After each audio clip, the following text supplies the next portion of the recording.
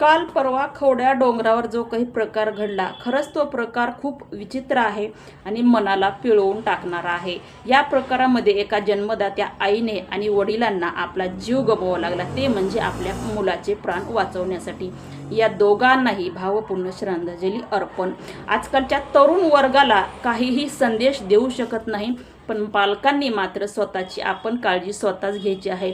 तुमचा एकुलता एक मुलगा असेल, एकुलता एक तुमच्या घराचा वारसदार असेल, परंतु त्याचे लाड, त्याचे हट्ट, त्यांची जिद्द कितीपर्यंत आपण पुरवायची हे आई वडिलांच्या हातामध्ये आहे। मुलगा बिघडण्यासाठी कुठेतरी आपली प्रॉपर्टी आडवी येत आहे का?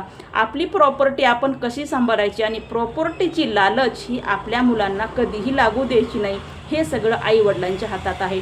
मुलगा बिघडला म्हणजे आपलं एक कारण म्हणजे आपली प्रॉपर्टी नसला तेवढा पैसा आपण मुलांना दाखवतो आणि म्हणून आपले मुलं बिघडतात। आणि दुसरी गोष्ट म्हणजे मुलांचं जर जीवन कुठलं बर्बाद व्हायचंच असेल, आज तरुण पिढी जी बिघडत आहे ती म्हणजे ह्या एका वस्तूमुळे। ही एक वस्तू मुलाच्या हातामध्ये आली म्हणण्यापेक्षा आपण स्वतःच मुलांना दिली आणि ह्या एका वस्तूमुळे मुलांचं जीवन पूर्ण बर्बाद झालेलं आहे। खरं तर मुलांना आई म्हणजे काय आणि वडील म्हणजे काय या गोष्टीचा अर्थच अजून समजलेला नाही, तर या मुलांना संस्कार या शब्दाचा अर्थ तरी आपण कसं सांगणार? म्हणून पालकांना माझी विनंती आहे की आपण आपल्या मुलाचे लाड किती करायचे आणि किती नाही करायचे। जर मुलगा ऐकण्याच्याच बाहेरचा असेल तर आपण त्या मुलाला त्याच्याच नशेवर सोडून द्यायला पाहिजे।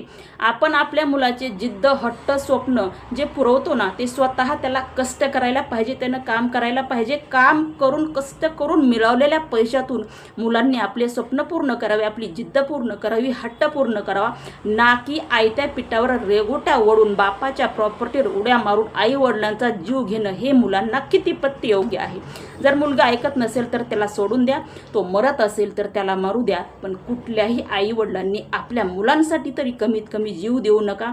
कारण मुलाला आई वडिलांनी पैदा केलेला आहे, आई वडिलांना मुलानं पैदा केलेलं नाही। त्याला त्याच्या परिस्थितीवर सोडून द्या। बाकी मरण हे अटळ आहे, मरण तर सगळ्यालाच येणार आहे, मरायचंच आहे, पण आई वडिलांनी मुलांच्या पायावर मरणं हे योग्य नाही। त्याच्यामुळं मुलांची जीही आपण संस्कार द्यायचे आहेत ते आपल्या पद्धतीने द्यायचे आणि मुलांचे लाड हे आपल्याच पद्धतीने करा।